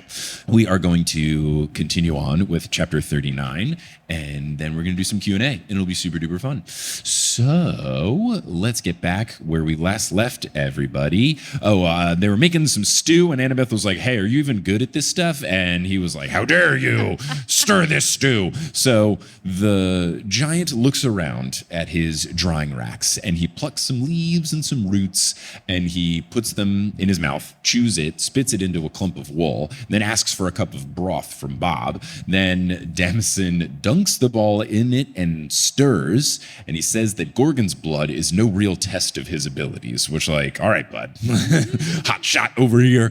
Annabeth is shocked that the giant is going to feed this wad of whatever to Percy, and she voices this concern aloud, and he goes, who's the healer here, me or you? I kind of like this guy. Like, I like the sassy levels that Damson has, almost as if he's so sassy you would go, damn son. But Annabeth just shuts up after he has this retort. Damson feeds the broth to Percy, and he's surprisingly very gentle when he does so, just kind of like cradling him, saying words of encouragement, gently giving him the broth to sip upon. And then Percy looks better and better with each sip, and eventually he comes back to life. And he looks around the room and finds Annabeth. I like that his instinct was like, where's Annabeth? Where's Annabeth? Where's Annabeth? He locks eyes with Annabeth and then gives her a, quote, drunken grin and goes, feel great. And then immediately after saying this, his eyes roll back into his head and he falls back onto the bed and begins to snore. It's just perfect. I love Adorable. it. So cute. So perfectly Percy. So Damison says after a few hours of sleep, he'll be good to go. Annabeth busts out into tears of relief and thanks Damison profusely for helping out. And he says, don't thank me. You are still doomed, and I require payment for my services. And I was thinking, oh no, they're going to have to do some quest, some trials and tribulation to pay him back, blah, blah, blah. So Annabeth goes, all right, what payment did you have in mind? And he says, a story. It's apparently very boring in Tartarus, so he wants to hear a story over dinner. Oh, I like Damison a lot. He really had me going. I like this dude. I think he's very fun. I'm glad he's on our side. And I think that it's very fair of him to ask for a fun story over dinner. I love telling stories over dinner. So And I'm all Annabeth about is this. like, have you heard of this book series, Percy Jackson? We got 8 of them so far. I was in 7 of them. Although even the one I wasn't in, I think I got mentioned here and there. And I might have been, she was in it a little bit. She was in the Lost Hero a little bit. Yeah, and like the beginning of the camp portion. So she's in all of them. Yeah. That's funny that she was in it and Percy wasn't. She really is the hero. So narrator Annabeth says, quote, Annabeth felt uneasy telling a giant about their plans. So my thought was, tell him something else. All he asked for was a story. Tell him the Titan's Curse, the Sea of Monsters. The Highway Rat. Yeah. No. You don't even know that I've been referencing Highway Rat on the podcast quite a bit. because Oh, you you did? told me that you Oh, no. Okay. Because Kelly, as big of a supporter of the pod she is, not necessarily caught up on the podcast. No, I'm not. I'm sorry. Completely okay. We just talk about it. And so I'm like, I get the exclusive interview. You got enough of me gabbing at you. You don't need me gabbing at you in other ways. You have too many other Taylor Swift podcasts to listen to. So narrator Annabeth is letting us know she's uneasy about telling him their plans, but she does recognize this guy's a great host. He saved Percy. His food rules, especially if you compare it to Firewater. His hut is very warm and comfortable and cozy. And this is the first time across their entire Tartarus era that she can relax. And I can get that because there are certain times, even when you're doing fun things, like what we're doing here for these couple days on tour, like it's just go, go, go, go, go. Like I went straight from, we were packing a lot on Saturday to me doing more packing and prepping for this trip on Sunday to finishing the episode to getting it up on Sunday to flying to Atlanta on Monday to then prepping for the live show and the live stream and then also making a quick run to FedEx office, actually to the UPS store to print off some posters, but then they were like, we won't have them ready. So then I went across the street to FedEx office and then I got posters because I didn't want to run out of posters for this show because you guys, I don't think I've had the posters when I was here last time. I was like, gotta make sure I got enough posters for the North Carolina folks. So then I went from that into doing the show. Then I went from the show into taking an overnight Amtrak train to here. Then this morning did all the prep for this show. Then we're going to go to bed. Then I'm going to take a train to Raleigh. I'm going to prep for that show. Then I'm going to do the show. But before the show, I have a Meddling Adults recording that I'm going to be doing and also prepping for at some point. So it's just like Basically Tartarus.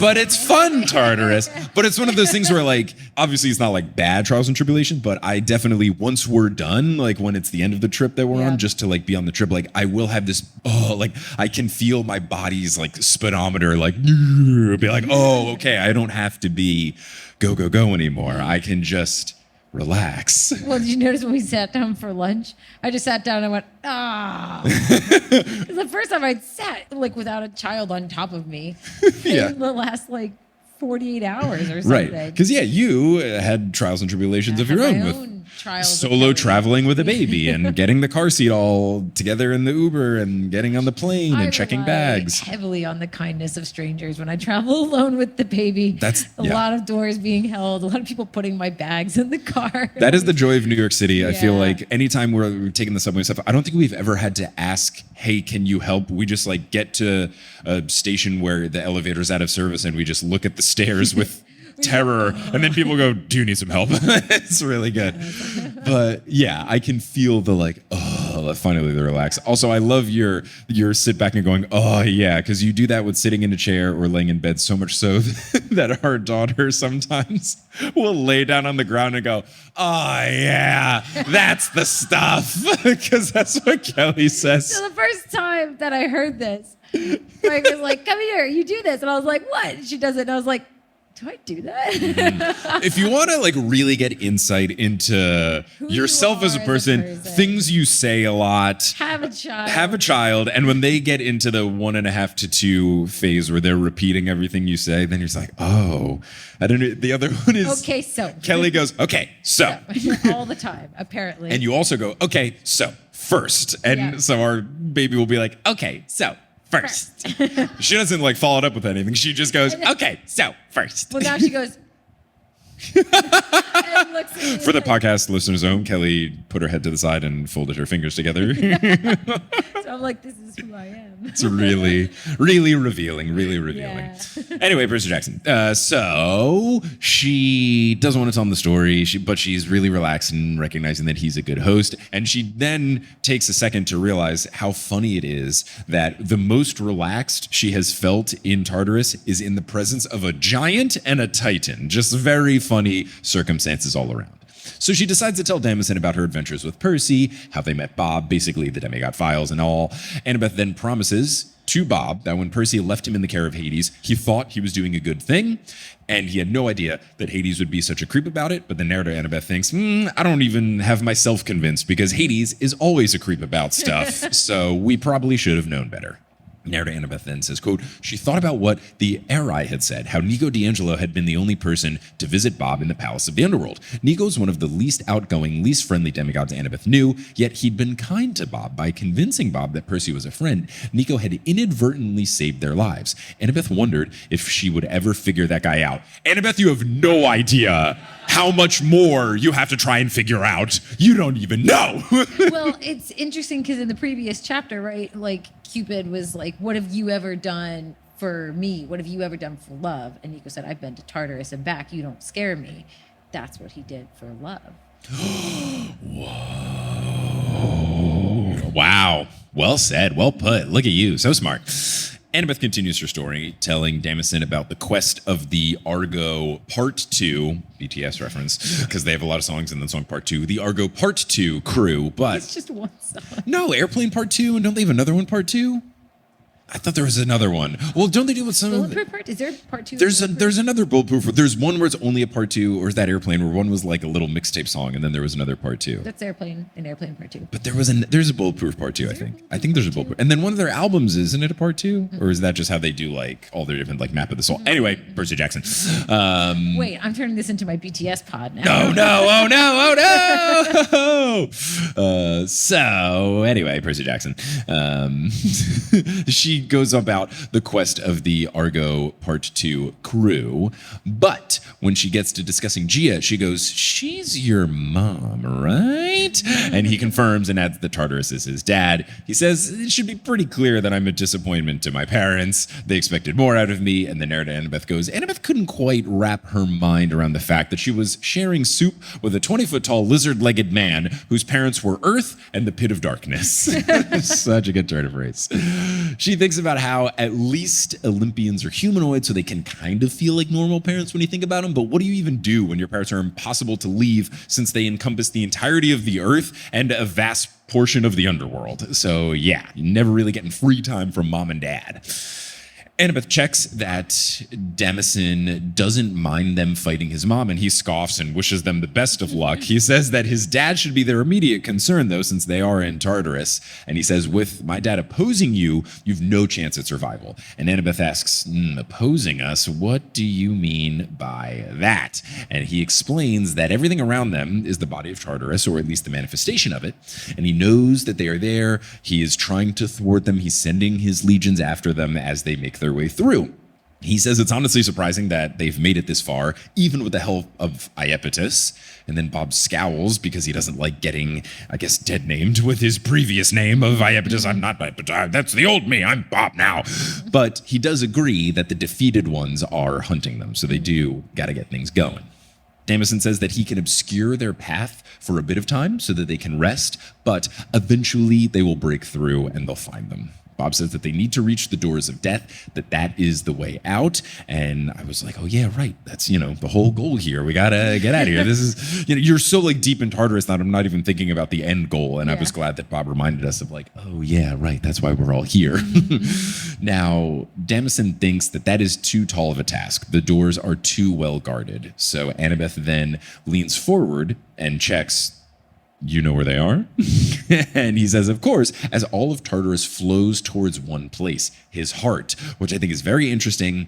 And now we have an idea of where the doors are. And it's definitely interesting, especially because they're in the large intestine. Of all the things to flow to one spot, I think a heart is a better place than what I was thinking could be where things might have been flowing.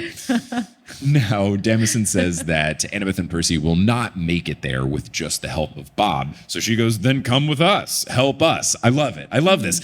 Like, that's the perfect person to bring onto the squad. Yeah. Absolutely. Yeah. He laughs in all caps. Not good. And that means he really finds it funny. Just no, it's just one singular ha. Ugh. Tough. It is so loud that Annabeth jumps and Percy goes ha ha ha in his sleep. So glad Percy's still there, being his goofy self. So Damison tells Annabeth that he is not her friend. He helped mortals once and, quote, you see where it got me. And Annabeth asks about that. She's racking her brain but can't think of any mythological stories featuring this guy. Now, Bob says, oh, it's a bad story. Says that Damison was created to oppose Ares, and then the two of them fill in the blanks that basically he's supposed to be the anti-Ares, so he's incredibly peaceful, which I think is very creative. I like this a lot. Yeah. Damison says, quote, peaceful for a giant at least. I wandered the fields of Maeonia in the land you now call Turkey, which we now call Turkey. That shows how old this book is. I tended my sheep and collected my herbs. It was a good life, but I would not fight the gods. My mother and father cursed me for that. The final insult. One day, the Maeonian Draken killed a human shepherd, a friend of mine, so I hunted the creature down and slew it, thrusting a tree straight through its mouth. I used the power of the earth to regrow the tree's roots, planting the Draken firmly in the ground. I made sure it would terrorize mortals no more. That was the deed Gia could not forgive. And I think it's fun that he's still, if it ain't broke, don't fix it. After all these years, he's still killing the Draken in the same way with his signature move. And I'm just shocked that simply helping someone out is this unforgivable deed. Yeah. But Damison confirms. Yeah. It seems like there should have been more to it for punishing him, but that's it. Yeah, I mean, he confirms it. He says that Gia opened up the earth, swallowed him up, and he was exiled here in the belly of his dad, which is just an interesting... you go to your dad's belly. Everything around him here are the things that Tartarus does not care for. And that's what I thought. Like, I wondered, is that why the Draken smelled nice? But I guess not really, because I talked to Dr. Boy. Like, why does the dragon have nice smelling poison? What's going on there? I just assumed like some predators are really beautiful and smell really nice to draw their prey in. Okay. I had kind of assumed it was like one of those things. Okay. All right. Cool. Like the anglerfish with its pretty light, which I have learned some weird things about the anglerfish. Such as the anglerfish has, I'm gonna butcher all the science to it, but a male anglerfish mates with the female, who's the larger one that has the light, by attaching itself to her and then just dissolving into her body. Ooh. And then she can have something like 10 of them just attached to her and slowly dissolving into her body. And that's how they all survive down there. You want to talk about finding your partner and you feeling like one. That's really, they're the next level of the puzzle piece fitting. The anglerfish is love. Yeah, that's the true love. So anyway, Percy Jackson, Damison says that his parents kept him alive so that he would have to deal with the uselessness of his life. Quote, every day, or it passes for day in this lightless place, the Maeonian Draken reforms and attacks me. Killing it is my endless task. So we get the context. stone up the hill. That's it. Yeah. What's better? I mean, it's less monotonous, but it is scarier. Well, he can continue to live his life the other 23 hours. That's of true. the day. Yeah. Just once a day, it's like, okay, here we go. Let me just, all right, let's do. Yeah. So Annabeth wonders how long this has gone on for. How many battles has he had? How many bowls of Draken stew has he consumed? Annabeth says that he should come with them and break the curse. And I love this. It's like Ocean's 11. We're getting the team together. We've got the good Titan, the good giant, my Small boyfriend, Bob. Small Bob. Yes, everybody has their role. Annabeth says, come with us. And he laughs as if he hasn't tried to escape before. Huh. No, exactly. He said, and then Percy, He says that he has no hope left. Bob repeats, no hope. But Annabeth thinks there has to be a way. He relays that Bob's plan is to reach the doors of death hidden in the death mist. And Damison scowls, shocked that Bob would take them to Achlys, Akhlys. Achlys, I guess? I'll ask Dr. Moya. But I'm guessing this is the magic woman that Bob had referenced before. Bob says it's the only way. Damison says they will die a painful death in darkness because Achlys helps no one because she does not trust anyone. And Annabeth asks, is there any other way? And Damison says, no. Bob's plan is the best one, but the bad news is it is a terrible plan. And Annabeth asks, but isn't it worth trying? You could return to the mortal world. You could see the sun again. And I like the Hail Mary sort of thing of it. Do you remember when Johnny and I did the Hail Mary when we were playing spades against you and his wife? You were absolutely mopping the floor with us. We were playing spades like on an app. Yeah. The only way that we could win is if we went blind nil. So spades is a game where you're trying to like win the hands, but you can go nil where you say that you don't want to win any of the hands. And it's really hard because then your partner has to win make sure you don't win any of the hands. And then if you don't get it, you lose a bunch of points. Blind nil is when you go nil before you see what cards you have. And it's worth like 500 points or something. 200 points. Or, yeah, whatever it is. It's like astronomical amount of points. Yeah. And that was You play the 500, it's worth 200. Yeah, it's the only way that Johnny and I could have won given the score deficit. So I did it. I went blind nil and we successfully did it. And I don't think I've played spades since because I literally cannot top that. Which is really annoying because I like to again. we played with Barb and Joel. Like I definitely played after. Yeah, I will never turn down a game of spades. I really, love spades. I played spades every day in lunch, 6th, 7th, and 8th grade with my math teacher. Every day at indoor recess. Like whenever we had indoor recess when it was cold in New Jersey, you could just like play games and stuff. But I was in the accelerated math program, big shock. And we played spades with my math teacher and my friend Mike and Brandon. And it was so fun. And we did that like every day of lunch, I think 7th and 8th grade. It was awesome. There was a group of me and my friends that were all in the same AP classes. And senior year after the AP tests, we just played spades like all day. Mm-hmm. Like 5 classes through. We'd finished multiple games of spades, just like it was great. That's the reason why we're having kids. We just got to get enough people to play spades. We got to get another kid so they can go old and we can just play spades all the time. We need more spades, partner. They have to play with us. Play spades or you're grounded. Go to your room and look up spade strategies. What do you mean you don't know numbers? Play spades. This is how you learn math. I'm really good at counting to 14. All right, anyway. Percy Jackson. So, Annabeth, after asking, isn't it worth trying, as the narrator says, Damison's eyes were like the sockets of the Draken's skull, dark and hollow, devoid of hope. He flicked a broken bone into the fire and rose to his full height, a massive red warrior in sheepskin and Draken leather, with dried flowers and herbs in his hair. Annabeth could see how he was the anti-Ares. Ares was the worst god, blustery and violent. Damison was the best giant, kind and helpful, and for that, he'd been cursed to eternal torment. Love it, love it, love it. I also love that Annabeth agrees with Percy that Ares is the worst. Damison tells them to get some sleep. He says that he will prep them for their journey, but nothing more beyond that. Annabeth wants to protest, but once he said sleep, her body was like, yeah, dude, sleep sounds so good right now. Mix that in with the coziness of the setting, the tiredness that she's got going on. It was just not going to be anything else except her falling asleep.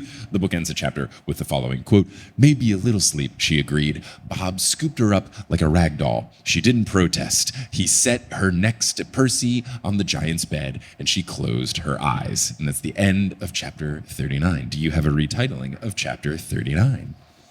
Chronicles of Bob, part 6. That's good. That's good. In the nature of, having to like make this plan, I'm going to make it, we formulate the best in parentheses, terrible plan, because that's exactly what he called it. But that is the end of chapter 39, and that is the end of this portion of the episode before we take another break before we get into Q&A. So let's all say goodbye to the podcast people. Goodbye. Hey, Mike from the future here. Just taking one little break since this is a longer episode before we get into the Q&A, a very fun Q&A. And you'll hear a couple of those locally inserted ads, some read by me, others of them not. And then when they're complete, we'll get into the Q&A. Hey, it's iPhone Mike from the even farther future. I didn't listen to the Q&A before recording the mid-roll break, and I have to let everyone know that I messed up the name of the Outcast song, Spottiati Dopalicious. I called it Spottiati Opalicious. And, to my credit, it's not the easiest word to say. My apologies on the mix-up on the title. If Big Boy or Andre 3000 you are listening, I respect your work and I appreciate you immensely.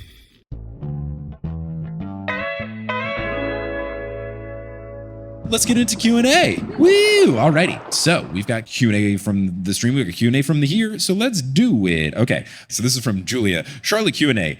Atlanta versus Charlotte. I'm Switzerland. Hey, Mike. Longtime listener since 2018. Thanks for coming back to Charlotte. I actually live in South Carolina, equidistant from Atlanta and Charlotte. So I don't really know much about Charlotte, but hope you have a great time. South versus North Carolina definitely has a bit of rivalry going. So there's that. Anyway, here's my question. Since you're in the South and you had some good Southern cooking today, I was thinking if you had to assign each of the 7 a Southern food, what would each of them be? Also, as one who used to live in Louisiana, I'm a little concerned if you had gumbo here, but I hope it was good. Maybe I'm just conflating this with your uncle who makes incredible gumbo, but gumbo here, as in Louisiana. Yeah, it was good. I've had better gumbo, but it was good. Yeah. So yeah, Southern dishes for the 7. I don't know what the personality of the dishes are, though. That's where I'm. Let's see. I mean, I'm going to go a little different on Southern, but I feel like Leo, given where he is from, I feel like he could be a plate of sizzling fajitas, given the heat power, the Texas of it all. Okay. Like, that just feels right. Yeah. I could see... Maybe Piper is like fried okra. Ooh. Because she's vegetarian. I think that's like a really good, like, vegetarian. Okay. I was going to say she's like gravy with biscuits and gravy because I think she complements everything. Sure. Like, it's never bad to have Piper along for a part of the quest because it's like, hey, can you convince that person who's trying to kill us to not kill us? We're like, sure. Like, if it's something like, would you like gravy for free? It's like, yeah. Like biscuits, meat, potatoes. Like, there's gravy. When is it not going to be good? Jason has to be mac and cheese because it's America. Chicken and waffles is Leo. Ooh. It's just a little bit silly. Okay. All right. Or chicken and waffles could be Percy and Annabeth because they're such a good pairing. They're such a good pairing together. And like one's a little heartier, chicken, Annabeth, one's a little goofier, Percy, waffles. Yeah. No, you're right. We already said that Leo had something. Yeah. And then someone's got to be a dessert, like sweet potato pecan pie or banana pudding, cornbread, some sort of sweet. I don't know. Frank's a big softie. He's a sweetie. Maybe he's cornbread. Like sweet, but also at times can be, you can have cornbread to end the meal, like in a cornbread muffin, or it can be like in the main course when Frank is like, rising to the occasion. Sure. Yeah. Like he's a hearty thing. Yeah. Man. Cool. Okay. This one is from Fran, who I know sent this in for the live stream. Did you give Hazel anything? I did not give Hazel anything. Pecan pie. Okay. Hazelnut pecans. Sure. Wait, what? Hazelnuts. Because of hazelnuts. Well, she could be sweet potato pecan pie because... You put hazelnuts on top. Sure, but mainly because sweet potatoes are grown underground. Nice. Yeah. This one is from Fran. Hi from a fellow K-pop, which of course includes BTS fan. I've been listening to the pod since 2022. Long description. I'm going to just get into the questions. 1, this is a question for you, Mike. Which BTS member do you think matches with, will obviously be for you too, Kelly. Which BTS member do you think matches with each member of the core Heroes of Olympus gang? I'm going to give Annabeth. RM. No. Why? Oh, I guess because you're saying because the leader? He's a leader and he's very... cerebral and scholarly. Okay, that's good. Yeah. My thing was I was going to give her Jungkook because Jungkook's good at everything and Annabeth's good at everything. Maybe Percy's not good at everything. They have the same energy though. Who, Percy and Jungkook? Yeah. The goofiness? Okay, yeah. And then... J-Hope. Leo? And Leo? Yeah. Both like silly. Or Jin? Oh. Jin's very silly as well. They're all kind of silly. But Jin's like more chill and J-Hope's more high energy, which feels Leo. Yeah. So I'm going to give that to Leo. Yeah. Then Jason. Jason's tough. But let's see. Piper. Do we give Piper one of the like powerful? Maybe Piper could be Jin because Jin is like the really like hits Really like the powerful powerful highest notes in the songs. Yeah. And then we could give. Who do we give Jimin? Because Jimin's the best dancer. Like, who is the best at, with dancing? That could be Jason because he can fly. He's very good at fighting, like all like sword fighting and lightning casting and all this. Like lots of different. I don't know. Like quick on his feet. Sure. And Maybe Frank gets Suga. Suga, Because yeah. he's kind of like a shapeshifter. He does a lot of things. He can rap He's in many like- different he styles, can but he's rap, always very powerful. But he can also kind of sing. But he Yeah. can also kind of dance. And you're just like, wait, can you do everything actually? But you just Yeah. choose to just rap. So Yeah. All right. And then That leaves Hazel with V. Yeah. He's kind of an old soul. He's like a Yeah. class. He's like Yeah, very his like solo grandpa album was vibe. Very like jazzy, Yeah. old like Yeah. ballad type vibe. I like it. Sure. I like it. Okay. Oh, and then just have we listened to Araran, the new BTS album? And what do you think of it? Listened. Have you? I have, and I like the beginning part more than the end part because I Yeah. like the beginning part is very like hype song rap heavy. Yeah. I'm less of the ballad guy, but I do like some of the later half of the album. But you're a big fan of it start to finish. Yeah. Yes. Cool. Okay, I'm gonna do some of the. You starred some questions that were really good. I didn't get to all of them. I thought the album had some skips on it. I was like, oh man, I'm skipping like more than I would normally skip in a BTS album, and I'm no longer skipping anything on that album. And it's wonderful when the workout is the exact length of an album. Yeah. Perfect. It's good. It's good. Yeah. Okay, this one's from Michael. Hi, Mike. Long-time listener to the pod. Second time at a live show. I've had this question in my head since you first met the Seven. When people say the Seven, they're referring to our main characters. Yet I often find myself thinking about the seven dwarfs from Snow White. I So, started this one from last if night. each of the seven was one of the dwarfs, which would they be? Thanks for the great podcast, Michael. All right. And then they list the dwarves. The dwarves, which is helpful. Which is good because I haven't Yeah. seen Snow White in eons. So we've got Happy. Can you give them all at first? Yeah. Okay. Happy, Doc, Grumpy, Dopey, Bashful, Sleepy, and Sneezy. So Clovis is sleepy. I wish he was in the seven. Wait, does it have to be this? Oh yeah. If we're doing the okay. actual seven, though, it's Jason because he keeps getting Nico's also not the seven, but Jason gets knocked unconscious enough where he could be sleepy. Doc feels like Annabeth because she's like planning and very like thoughtful and everything. Okay. Happy just feels like that could be Percy because he's just always trying to be the optimist. Sure. Grumpy, it has to be Coach Hedge, even though he's not one of the seven. It's too good of a fit not to be. Bashful, I could see that being Hazel because she was just shy about not being good at mismanipulation and like she was doing all these things, trying but not Yeah. telling people how it was not going very well. Yeah. And then Dopey, that's hard. I don't want to insult anybody. Oh, Frank. Yeah, Frank, because he's always like surprised. But he's like, what? And then I guess Leo is Sneezy. Okay. I like that. Great. We did it. That was A great. little bit silly. Yeah, super fun. That's good. Okay, let's do some more. Let's do some more questions with people in the room. Oh, this is from Leah. Name my cat. This little guy needs a name. Any Percy Jackson related thoughts? I'm thinking maybe Bob. Tyson because he looks intimidating, but he's really not. I mean, Small Bob is an option. I think Bob. Tyson's very fun. I've said Riptide is a fun name for a pet. I think that's always a good one. Yeah. Tyson's a fun one as well. You could name him, it was a black cat. You could name him Shadow, a la Shadow Traveling. Sure. Could be Leary, a la Mrs. O'Leary. Name your cat that. Leary, Maybe do a like twist on that. it. Yeah, you got options. Or You got just options. Mrs. O'Leary. That's Mrs. cute. or just Mrs. your cat, O'Leary. Mrs. O'Leary, That's cute. or like Ms. O'Leary, so it's slightly different. Yeah. Okay, this one is from. Is it Renea? Is that how you pronounce it?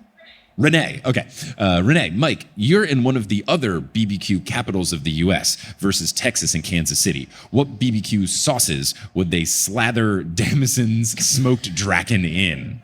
So, to catch up on the sauce, what is the sauce type that North Carolina does? Okay, one more ketchup-y, one more vinegary. South Carolina, that's mustardy. Okay, and then Kansas City, are they vinegary? What's Kansas City's deal? More vinegary. Okay. Alabama white, which is like mayo. Ugh. Ugh. Okay. It's good on smoked chicken. Okay. So we're saying like what barbecue sauce would pair best with the soup? Well, for that, we have to know how Draken tastes. We do have to know how Draken tastes. But if I'm thinking of a soup, I think which one is the mustardy one? Carolina Gold? I'm going to say Carolina Gold because I find like mustardy based things can work really well. Like it is surprising how versatile mustard can be. Like it works really well in a salad dressing. And I feel like the punchiness of a mustard barbecue sauce could work well in a Draken stew. That's where I'm at. But if you're making pulled Draken sandwiches, Yeah. I would go with the Kansas City. Yeah, I would go. I definitely lean more towards the vinegary of the Yeah. of the barbecue sauces. That's where I'm operating. And I think even as someone who lived in Texas, that is high praise to give Texas. I think Texas barbecue is incredibly overrated. I do not think it's very good. Anytime I went for barbecue in Texas, I was like, why are we not getting Tex-Mex food or tacos? Like it was just, I never liked it. I don't know if I just always went to the wrong places, but I just like all the barbecue food I had in Texas was not good, and all the barbecue food I got everywhere else was like, incredible. I don't know. I think Texas is slacking on it. My problem is my favorite barbecue is pulled pork, and I think other places do that better than Texas? Yes, Yeah. I think you are right. Texas brisket Just- just is for solid. brisket. Okay, so I'm not a brisket, huge I fan think of it's, brisket. yeah, Yeah. maybe that's it. Like I'm usually not, yeah. Yeah. Brisket, I think it kind If you of get the starts and brisket, ends Texas there. is like a good place for that. Yeah. But neither of us like brisket. Yeah, it's like fine, just not my go-to. Man, I'm so hungry. Let's we're eating food after the show. Let's see. Whoa, okay. This is from Griffin. We caused the Atlanta FC's coach to be fired, ... at Charlotte. Hi, Mike. Wait, does your email have the answer to that? How did that happen, Griffin? It was 2 seasons ago that Atlanta FC performed so poorly against Charlotte that it was a string of losses. Okay. And Charlotte was the last string of losses that caused the head coach to be sacked. You were so Charlotte beat Atlanta and it was the final straw. Like, oh my God. Was Charlotte good? So was it like embarrassing to lose to you, or like meh? Okay, that's really fun. As usual, dope outfit. Thank you. I decided to go. I'm sorry that they aren't in the playoffs, but I went for the Charlotte Hornets. So I went with like the teal and the purple. I went very intentional there because I'm trying to remember. I think last time I was here, we live streamed the show here, so I just dressed in like a pretty outfit, not necessarily play to the hometown. So I was like, all right, let's go with the Hornets. You guys are on a great upward trajectory. Things are good. Just get LaMelo Ball off of the roads. Tell him about public transit, walking, bicycles. He's this NBA player who's like good at basketball, but is the most immature person on earth, I think. Oh, no. And had this thing where he like had this weird contraption of a car and made this like awful turn and like crashed into a car. And like media people kept asking the team, like, oh, have you ever driven with LaMelo? And like everyone on the team was like, I would never get into a car with LaMelo Ball. We walked past a downed like telephone pole. Probably LaMelo Ball. Yeah. What was so funny is like this one crash went famous because he just like swerved into someone's lane of like a parked car. Like he was clearly like texting or doing something in his car, not paying attention. And then a lot of people in the Reddit comments were like, oh yeah, I live in Charlotte. Like you can be like, oh, there goes LaMelo again. Like it's like a weirdly like common thing. People be like, oh yeah, there goes LaMelo. Anyway, so as usual, dope outfit. This may be more for Kelly, but a good marriage test to see how much of her job you have osmosed. Annabeth is tasked to build a house for each of the 7. What architecture style is she building that fits each of their personalities? Hope you have a great time in the Queen City and safe travels to Raleigh. Ooh. So, I'm not even going to be good at this question. why not? Come I on. have to think of 7 different styles of architecture. Sure, yeah.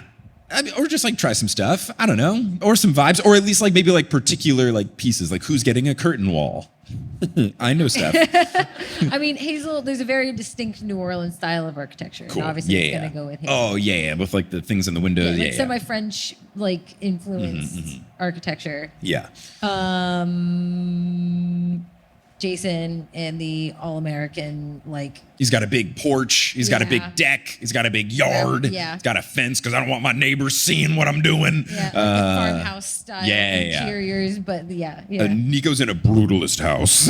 No windows. It's all concrete. Let's see. I could see Percy just having like lots of like windows. I feel like he would want lots of sunlight, especially if his house is like on the coast and he wants to see the Have a ocean. swimming pool, too. Oh, swimming pool. That's very good. Yeah. Yeah. Maybe a water feature somewhere in the house as well. Leo, whatever it is, he's just got a big garage. Big He garage. doesn't really care so much about the architecture. He just wants a I want a large really big workshop. garage with all of workshop and Yeah. all of the custom things for my tools and such. Hyper. Give her something like modern. I'd give Yeah. her a modern architecture. Cool. And Yeah, then I could see Annabeth, I that. think, would be partial to like the Greco-Roman style. Great. Yeah. That sounds great. Well Oh, I done. do See, know you nailed it. Oh I my know God. some styles It's of almost like, oh, sorry. And that one was from Ayla. Thank you for putting Ayla pronounced like Kayla without the K. That was very helpful. Oh, wait, no, sorry. That was from someone else. I opened a new one from Ayla Kayla. Who was that other question from? I'm sorry. Griffin, sweet. We talked so much about other stuff that I was like, I haven't said this name. All right, so this one is from Ayla, like Kayla without a K. Charlotte live stream question. I'm not actually in Charlotte, so I don't know anything about the city. Hello, loving the live stream and glad we got through yesterday's technical issues. Yes, the good thing is the replay of it will be available, and if you all are intrigued by the replay, I'm going to put it up on the Patreon shop once we have it. My question is mainly for Kelly, though Mike can answer too if he wants. I play clarinet, and I got very excited when Kelly first mentioned that she did as well on the podcast. That being said, which marching band section would you assign to the 7+ Nico? Marching band section, like Yeah. what instrument are they Yeah, playing in a marching band? Yeah, or section. Percy's going to be trumpet because he is the main loud and he's the character, main character. and thinks he's a little full of himself. Yeah. I was never in band, but universally, anytime people ask like this kind of question towards me, everyone's always like, "You'd be a trumpet player." I think I would be because I think it's the coolest, and also I played the drums. When you get the 4 drums with the little like the tom drums, that's what I would have wanted to do if I actually joined it. That would be really fun. Though trumpet would be really cool because then I would learn a bunch of like cool trumpet songs. Yeah. So Sorry, like Percy on rap trumpet. songs that have trumpet in them, like Spotty Audiopulidicious from Outkast. I would learn that'd be like the first one. I would learn the trumpet riff in Short Skirt, Long Jacket. Like if I ever got a trumpet, maybe if I ever have like an old man phase, it's gonna be me getting instruments and then learning just like parts and songs that I really like. That is my future old man phase. Not like I'm gonna do it to perform whatever. It's just like, oh cool, I learned the bass riff from whatever. Like that's gonna be my old man phase. Get ready, we'll get a soundproof garage. I'll have a soundproof podcast studio already, so just let me play the trumpet. The trumpet. Jason's the drum major. Yeah, just because Because standard. yeah, standard. Cool.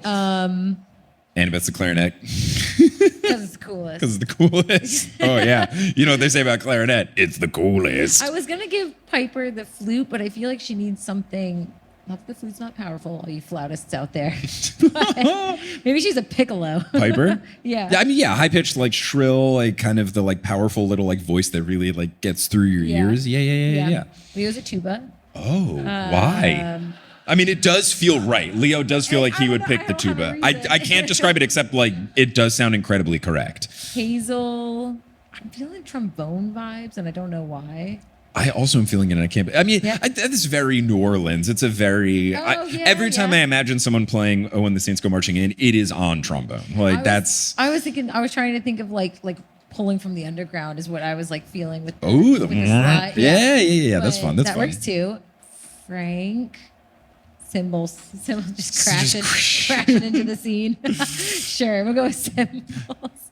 Or maybe like no. I was gonna say like, is there something that's like very versatile, like maybe like the like xylophone, marimba, that kind of thing? Just because there's like so many different notes. Drumline. Oh yeah, he's Yeah. because okay.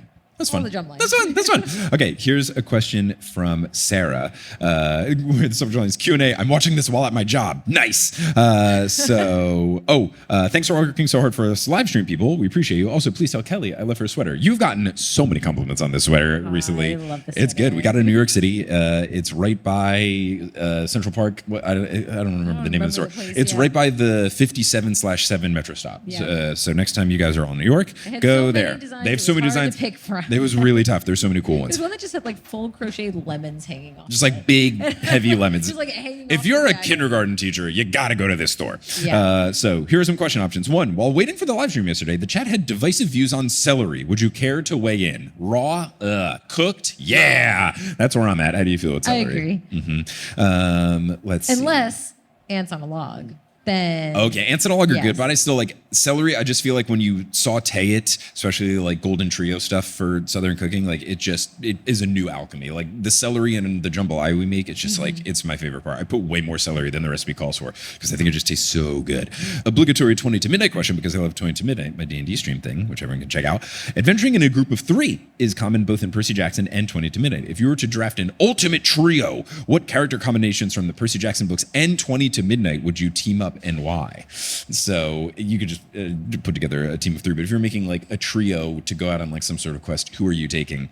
I would take Percy Annabeth and my character, because Satus was a bard and was very much like talk your way to the situation. So it's kind of like having Piper. If I was going just Heroes of Olympus people, I probably would pick Percy, Annabeth, Piper, because it's like plan our way out, fight our way out, talk our way out is my approach. And I feel like that is like the way you approach these quests, D&D things, stuff like that. That just feels like a good kind of, triangle of powers to have going forward. Yeah. If I'm doing a PJO only team, that's my team.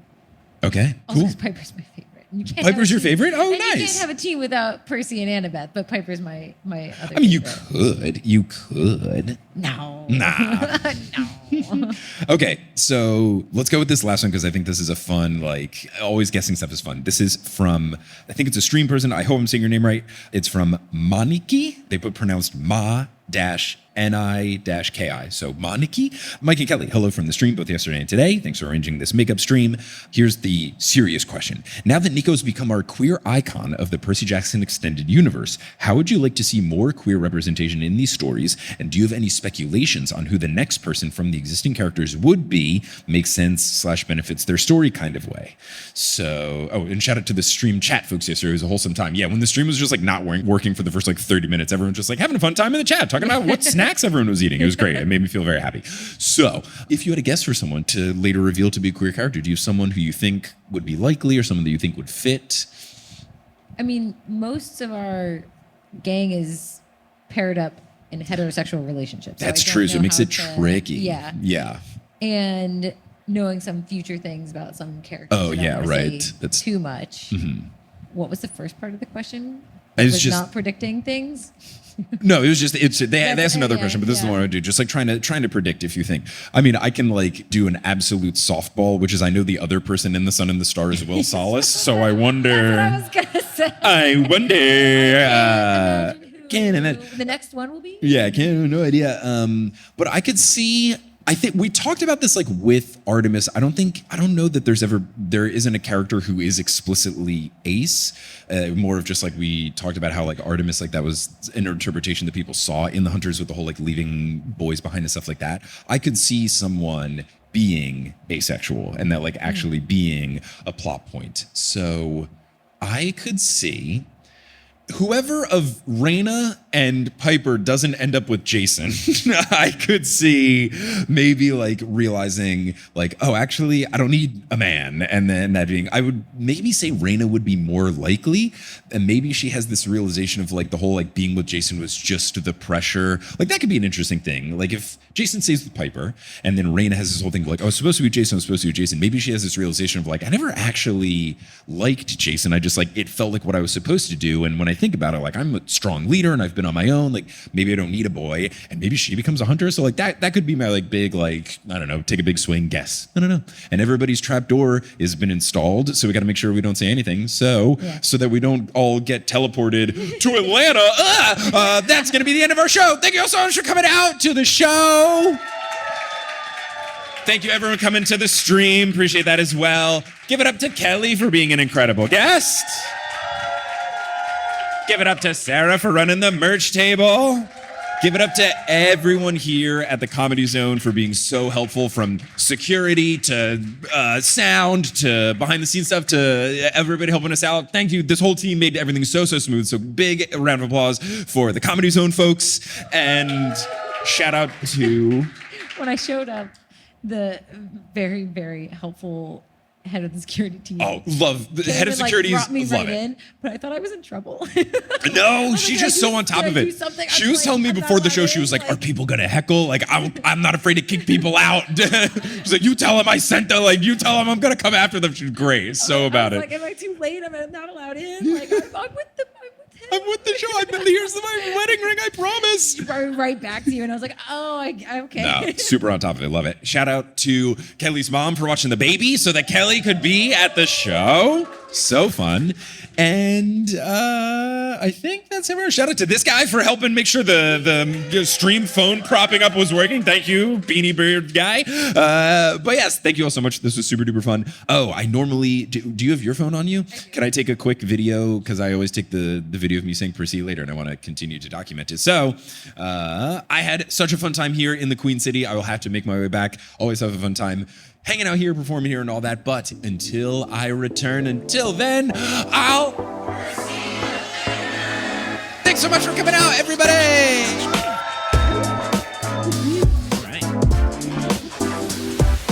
Hey, thanks so much for listening to this episode of The Newest Olympian. This podcast is created, hosted, and produced by me, Mike Schubert. I also run the social media and the website. Our editor is Sherry Guo. The music is by Bettina Campamanes and Brandon Grugel, and the art is by Jessica E. Boyd. If you just cannot get enough of the show, there's a couple of different things that you can do. First off, you can find us on social media. We're at Newest Olympian on Instagram and other places, but Instagram's where we're most active. You can also support the show on Patreon. TheNewestOlympian.com/Patreon is where you get access to bonus episodes, director's commentaries, behind-the-scenes looks in the pod, as well as our Discord. It's a phenomenal community with lots of wonderful TNO listeners. You can get access to that. The TNO Patreon is also where you can get live show replays and other digital goodies.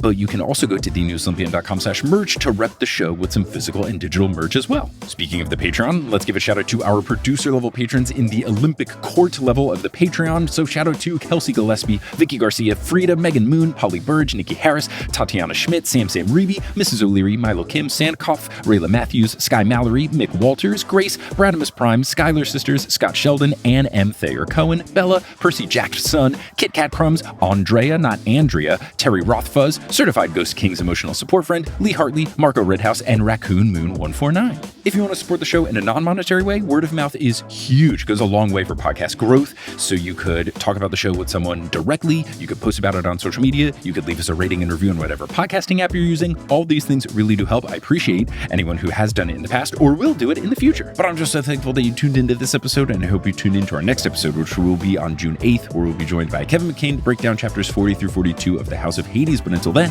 I'll see you later.